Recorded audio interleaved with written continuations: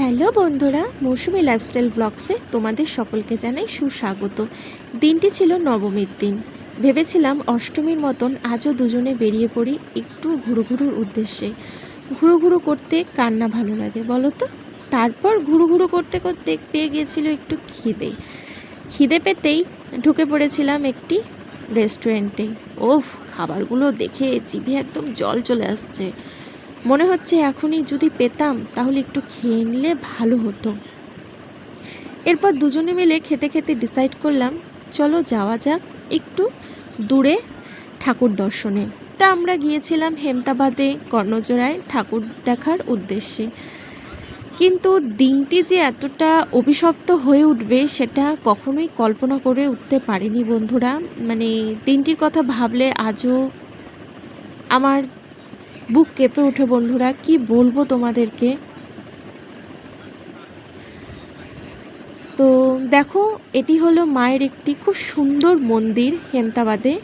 এই মায়ের মন্দিরেরই একটি থিম যে কন্যা সন্তান অনেকে এখনও পছন্দ করে না, অনেকেই মেনে উঠতে পারে না যে আজকালকার দিনের কন্যারা ছেলেদের থেকে কোনো অংশে কম নয়। তো থিমটি আমার ভীষণ ভালো লেগেছিল, তাই ভাবলাম তোমাদের সাথে একটু প্রেজেন্ট করি, তোমাদের সামনে একটু তুলে ধরি। তো ঘটনাটিতে আসা যাক। আমরা ফেরার পথে সামনে দুজনেরই হেলমেট ছিল আমাদের মাথায়। তো ড্রাইভ করে বাড়ি ফেরার পথে সামনে একটি কুকুর এসে পড়েছিল এবং গাড়িটি স্লো করাতে আমাদের গাড়ি স্লিপ করে পড়ে গিয়েছিলাম আমরা দুজনেই।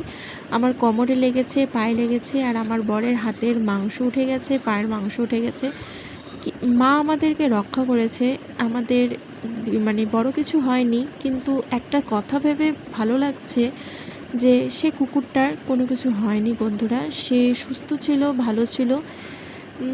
দেখো, আমরা তো বলতে পারি, কথা বলতে পারি, আমাদের কিছু হলে আমরা নিজেকে সারিয়ে তুলতে পারবো, কিন্তু সে তো বোবা, তার যদি কিছু হতো তাহলে মনটাকে আর মানিয়ে নিতে পারতাম না।